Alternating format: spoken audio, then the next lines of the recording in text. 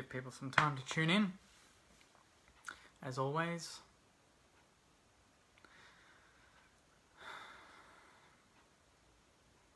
This will be interesting. A lot of people... Welcome, guys. Let some people tune in before we start, and we'll talk about the team that's been selected, minimal change, judging by a lot of people's comments, which I'm going to get up on my laptop right now, about the team. Not too happy is the general consensus with the changes. And to be fair, I will go into it in a bit more detail, but I expected... Oh, welcome, Greg. Go Saints. I expected some more changes, and I think a lot of us did, didn't we? We expected, after what was not the best performance against Collingwood, it's fair to be said there, we were pretty average from the get-go. We weren't in the game at all, and the key issue was the inside ball.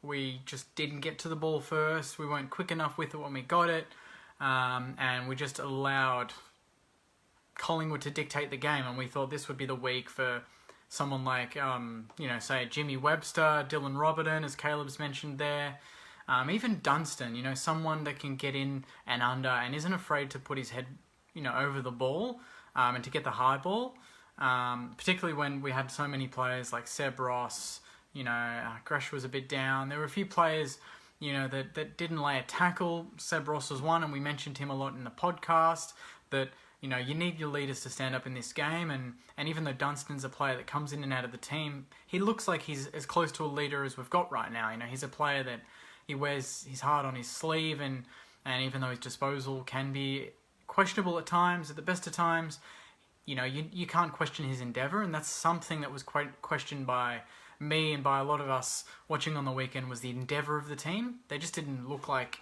they wanted to be there against a Collingwood side that's probably the benchmark of the comp at the G.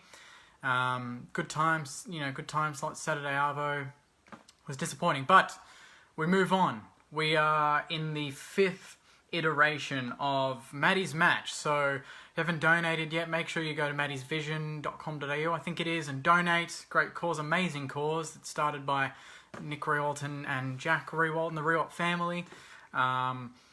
We've had some interesting history in Maddie's matches.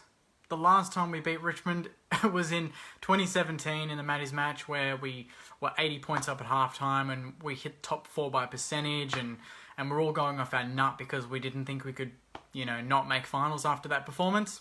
Turns out we did make finals after that performance, and Richmond won the flag, and they've won another one since. So even though I say Collingwood's the benchmark, Richmond, obviously you can't take lightly, especially with the inclusion of Dustin Martin this week. It's going to be massive to curb his influence on the game. We know how they were last week. They were poor against Hawthorn.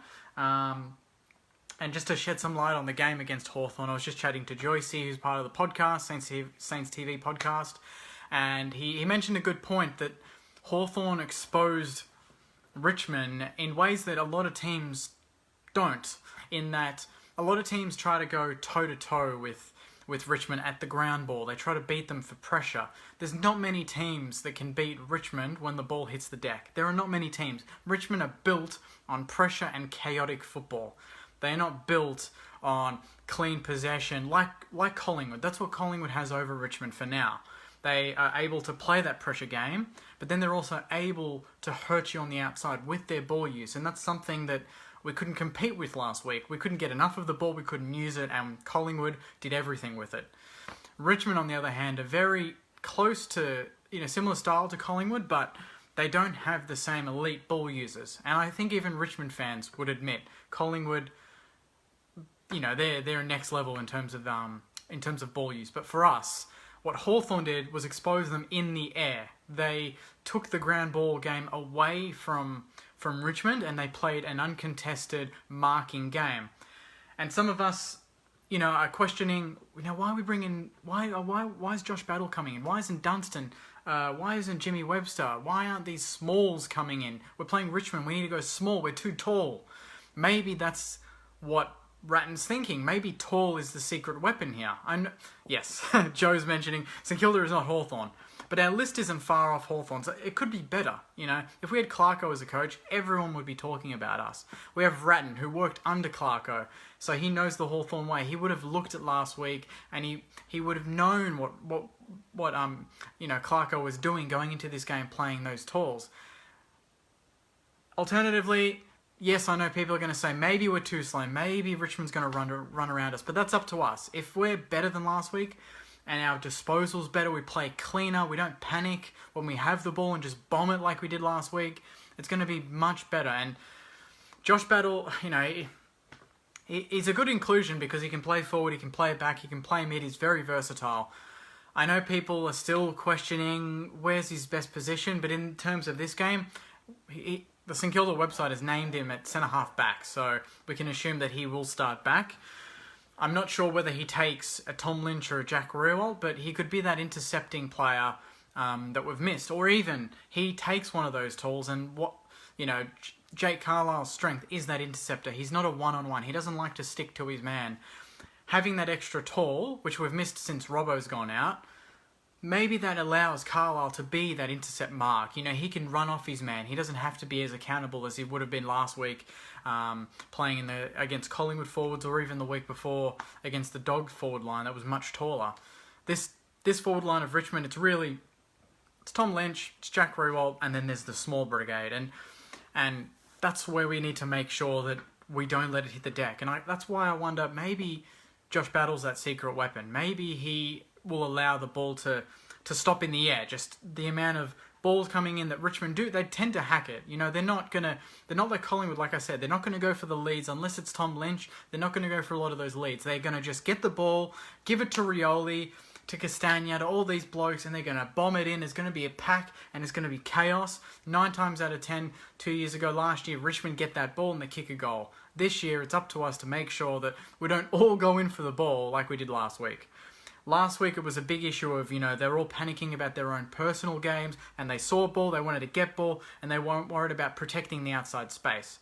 And that's something that needs to be addressed this week immediately, because if it's not, we're going to be in a heap of trouble, because Richmond are so good at balancing that inside and outside game. So we need to make sure that we at least match them on the inside, minimise that contested ball, and then stop them with their run on the outside. And I'm going to back Rats. There's not many team, selections where I've said, well, that's a bit bullshit. Last week with Jono Marsh was a bit questionable, but he's given him one more game. If Marsh doesn't perform in this game as, say, more of a defensive forward, he's named in the forward pocket. If he doesn't perform, then he comes out, and then you've got Jimmy Webster, you've got Luke Dunstan, you've got Maddie Parker, Dean Kent. There's a lot of these guys that they're going to need to get games. We're going to need to rotate because there's no VFL right now. So if you're out, if you play shit, you go out the next week. There's no, give him a month. We can't afford to do that, because players are just going to be sitting on the sideline waiting for their go when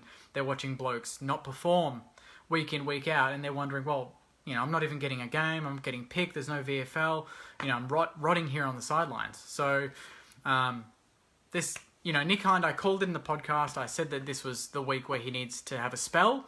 I wasn't really sure who, but Josh Battle's been knocking on the door for 3 or 4 weeks. Pretty much this whole season, we've all been surprised as to why he hasn't been selected.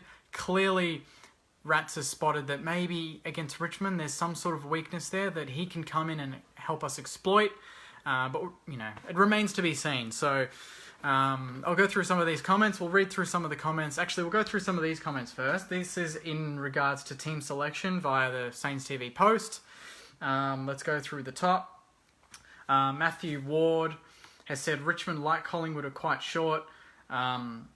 Quite a short, fast side, and while I think bringing in Battle's a must, we're still a bit too tall with Paddy and Marsh. Hind is pretty fast, as is Sinclair, and Dunstan gets tough posies.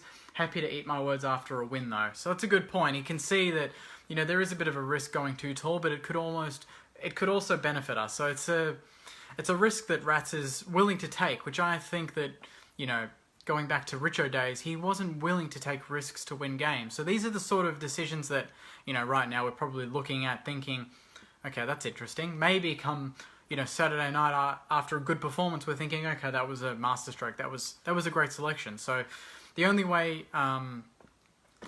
we can really decide on this is to just watch the game on Saturday, see it unfold, and hope that Ratton's decision to bring in a tall is beneficial. Eugene says, after what they dished up last week, only one change. Looks like Richo's back. Just reward players for playing crap. What about rewarding players who played well in the scratch match against the Pies? That doesn't count. It's a good point. Because Rats hasn't got the balls to drop if you thought he was going to be a forceful coach. That's why we won only one flag. Need someone who does not accept crap performances. That is a bit of a harsh comment by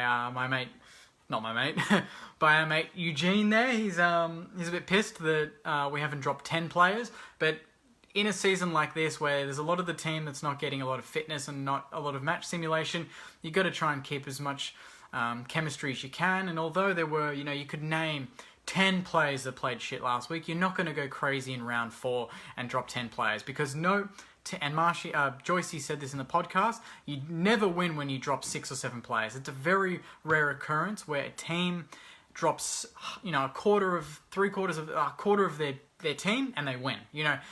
You need to have some stability in the lineup, and one change does that. So he's put it on the players that played shit last week to say, okay, I'm giving you one more week, you better play better. And I like that. He hasn't just thrown them out the door. He's picked the one that he thinks, okay, Nick Hind, you've had your chance, but he's putting the ownership on everyone else to say, mate, you guys have to grow some balls, you have to man up, play Richmond, and I want to see how you handle the pressure. And, I'm pumped that we're playing Richmond this week. I would have hated to lose to Collingwood the way we did and then come up against, say, an Adelaide, who's probably wooden spoon favourites right now. Because you beat Adelaide and then you wonder, did we learn anything from playing Collingwood? And you don't know until you play a top team. But we've got Richmond this week. We've got the top 2 teams in the comp, basically, over the last 2 years, back to back. We need to show that we've learnt something from that Collingwood performance, because if we don't, there's going to be even more question marks raised about the mental strength of this team. So, and even Ratton, we don't want after 4 weeks for Rats to come under pressure. We want him to have this is a big moment for him and the team to have one of those wins that you're like, this is the start of something. We copped it against Collingwood, but we learnt our lesson. We did some changes. We've grown from that performance in a week, and we've come out and we've gotten the job done, or at least compete. Because last week, you couldn't even, they competed for the first bounce of the ball in the first quarter, and that was it. Anthony says, Loney, Gresham and Caulfield lucky. Ross, 2 only because he's stand-in skipper. Thought maybe Kent would come in. Nah, I disagree there. I don't think Kent's fitting into our forward line unless we've got serious injuries. I still think that the forward line with Loney, with Gresh, with even some of the midfielders resting there is enough for me. Even John O'Marsh playing kind of that defensive forward role. I don't think Dean Kent gets a pick right now. But if Loney has another down week, he was pretty down last week. If he has another one, then Dean Kent gets a look in. So we'll wait and see there. I'm going to answer some of your comments now. So if you've got something on your mind, comment now and I will respond. I'm just going to scroll to the top. Sorry about my hand getting in the way. Let's see what we've got. There's a few nice comments here. Taylor says, Webster robbed. What does he need to do? It's a very good question. I have no idea. He played well in the scratch match. I actually know. Yeah, he did. I think he played in a scratch match, or he might have been emergency. I think he missed out on that with Battle. So there's no real history there to go off. I guess they're pretty happy with the back line. They're pretty settled. Apart from Geary being injured, I would have thought maybe this week would be his chance, but with Geary returning even next week, they think that he's maybe 1 or 2 weeks away. If he returns next week to take on Carlton, that puts Webster even further down the pecking order, because I'd say a player like Nick Caulfield is on the edge now, because he knows that if Geary's fit, Geary probably gets the gig. But I think you need to persist with players like Caulfield more than players like Geary. Cameron says, hope we get a bit better than last week. Mate, keep up the good work. Thanks, Cameron. We'll keep up the good work. Glad everyone is enjoying Saints TV this year. Hi, why won't Saints take out Patton, Caulfield and Marsh, bring back Brown, Savage and Webster? I get what people are saying there. I get what you're saying. They're experienced. They know how to do this. But I think not even... No, you couldn't drop Patton. Patton was one of the rare players last week that had composure and looked to thrive and to really relish the chance to play a top 2 team. And I think he's going to have the same approach this week. There's no way he gets dropped. He had 18 disposals, career high. He had his best game for the club in a very tough position on a very tough day when the ball was coming in non-stop. So he definitely had to stay in. In terms of Caulfield, you've got to give him that experience, just like Hunter Clark last year, and give him that confidence, that continuity. And then Marsh, well, he was just brought in. He kicked a goal, did a couple of nice things, not too much, but I think this is his last week. He needs to play well this week, otherwise I say he gets dropped. Cooper says, pissed off with the lack of changes. No Geary, Robbo, Webster, Savage, Sinclair. We've talked about that. I think we need some continuity, and I think it's put the ownership back onto the blokes that played shit last week. What else we got? Ryan says, missing Robbo. Just want to see him commanding the back line. A lot of Robbo love in the comments. Too tall and slow, says Jordan. You may well be right, but it also might be a masterstroke. So, I think, you go too small to face Richmond, who are very good at being small, and you're already changing your game plan to suit them. And I like that Ratton said, no, we're going to back ourselves in a different way, and we're going to take you on in a strength of ours. Clearly Richmond aren't a massive contested marking team. I think we were 3rd or 4th for marks in general going into this game, so we take a lot of marks, and having that aerial strength over them is going to worry them because their backline's not huge. They've lost Rance. It's not a massive backline. If you get them under pressure and even then swing battle forward with King and Membry, and maybe a Marshall Ryder resting there as well, that's a lot of tall players. It's going to be at Marvel, it's not going to be a wet ball. So playing at Marvel under the roof, it's going to be a contested ball game. It's going to be a marking game. And if we have match them in contested ball, then get them in the air, then that's going to go a long way to winning this game.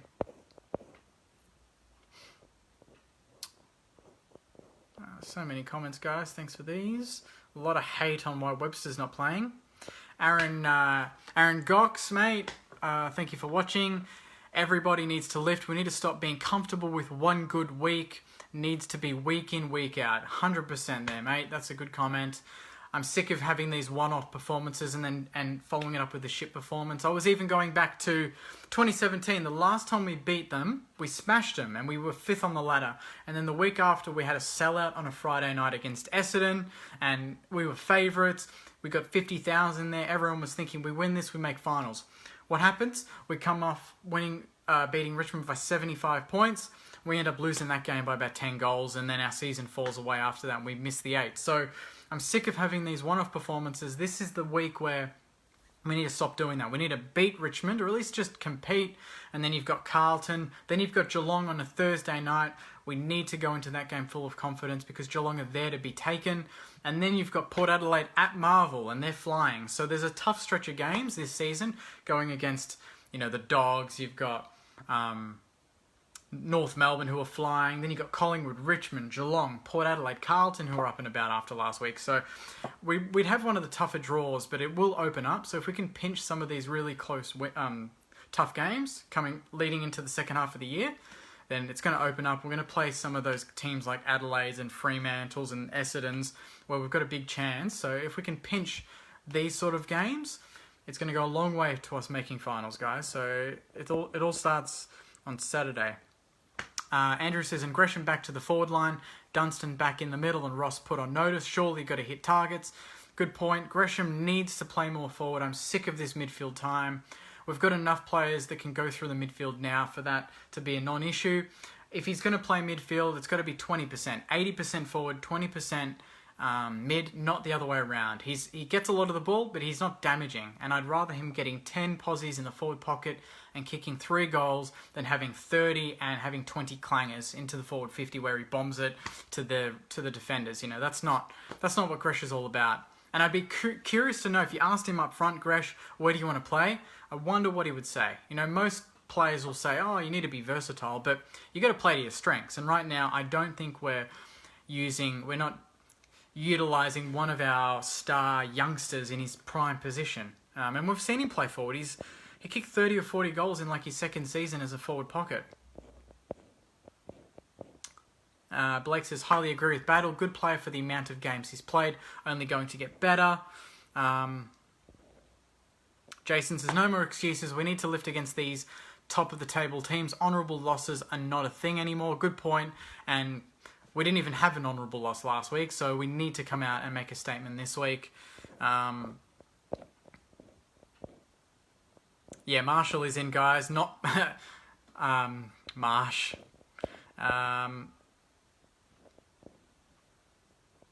Blake says, have to remember our teams only played a handful of games together with new players, still need time to gel. Agree with that. And that's why minimal changes going into this game is very important.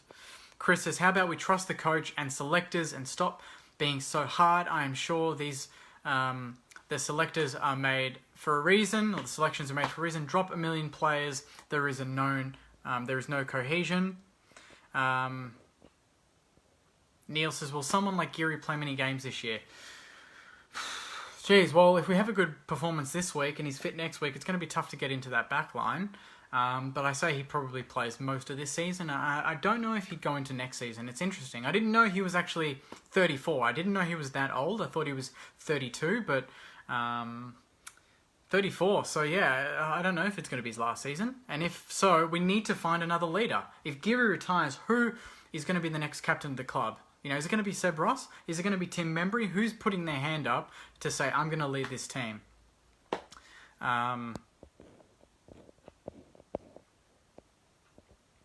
Huge chance we play the Tigers into form, says Andrew. Full of optimism, guys, as always. Kyle, just going off, completely off topic here. We're going to get Ben King in a couple of years. Yes, we're going to get Ben King. I've heard, I'd love that. He's a superstar. He's going to be a superstar just like his brother. But yeah, we'll see. We'll see. That's very early days. But the way Gold Coast are going with Rao and Lukosius and all these blokes starting to hit their straps and starting to get some games together and winning some games, maybe Max King will want to go to the Gold Coast and win a flag there. But hopefully not. I'd be in dreamland if we can get Ben King. No Sinclair is a good thing, says Scott. A bit harsh, but maybe it's true. Scott says, are they closing the roof now? I thought the roof had to be open. No, a couple of weeks ago they posted the roof is now permanently shut. It will not be open for any game at Marvel Stadium this season. Every game will be under the roof. Cameron's asking, how confident do I feel having the Tigers, Carlton, Geelong, then Port? Alright, as a Saints fan, do we ever feel confident? You know, I wasn't confident last week. I wasn't confident going into the Bulldogs game. I wasn't confident going into round one. I'm not going to be confident this week or next week. That's just the way it is with the Saints fans. We don't know what to expect. Even in 2009, we won 19 in a row. Every single game, going to that game, I thought, okay, this is the one we lose. You know, there wasn't that sort of confidence of, we'll smash them. You know, it's always that this is the end. You know, we had a good thing and it's gone. And that's what we're used to. Like, we beat the Dogs, had a good thing, and it goes the next week. But having Tigers, I think having Collingwood and Tigers in a row is going to set us up nicely when we play the likes of Carlton, Geelong and Port. I just hope that we match the intensity against the lesser teams that we're going to have to use in these games. Obviously last week we didn't, but against Richmond, you know we're going to be up. We have to be up after what happened last week. And I just hope going into Carlton, Geelong and then Port after that we match that intensity, because it's all about consistency. It's not really about who we're playing. It's more just how we're playing. You know, I'm happy to lose a game if we're playing the way we want to play, and it's more just a matter of time. But if we're playing like we did last week, then, you know, it's going to be upsetting. Good job. Great job with Saints TV, says Toby. Thanks, mate. Thanks for the comment. Butler to kick 5 against his old team. Hey, that's not a bad Raul's comment to that. It's not a bad shout, you know. Butler, he's a sort of bloke that he's had a phenomenal start to his career. He's probably the best pickup we've had. Brad Hill's been underwhelming, but Dan Butler's been very good in these last two to 3 weeks at least. He looks like that sort of guy that is going to love playing against his old team. And that's another thing. That's a good point. It reminds me. He's got intel. He's come from Richmond. He knows how they play. So he might, you know, it might be he might be more vocal on the footy field this week than he was in any other week because of the fact that he knows how these players operate. So, and to our strength, we're fielding a very different team to the team that played Richmond last year. So a lot of them are going to be new faces. Zach Jones, obviously all the pickups.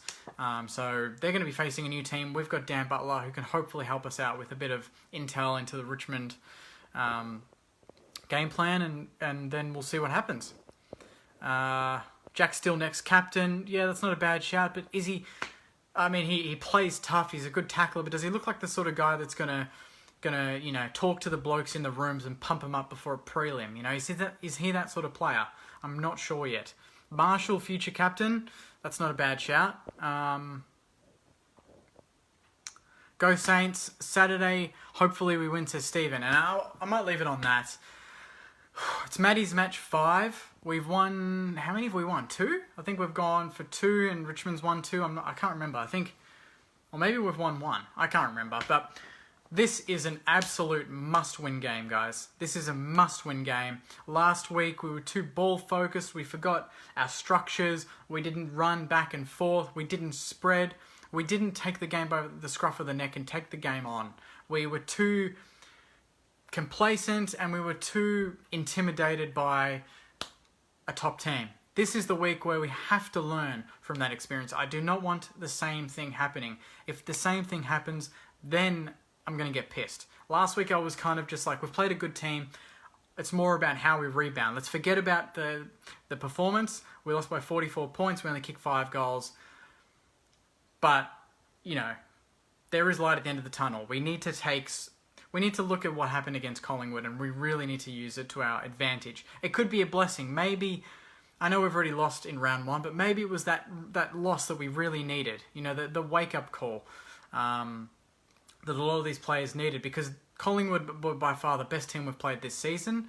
The hardest working team in the comp, I think. They just constantly run for each other. They run back, they run forward. They have the best defence in the competition. We kicked a higher score against Collingwood than Richmond did.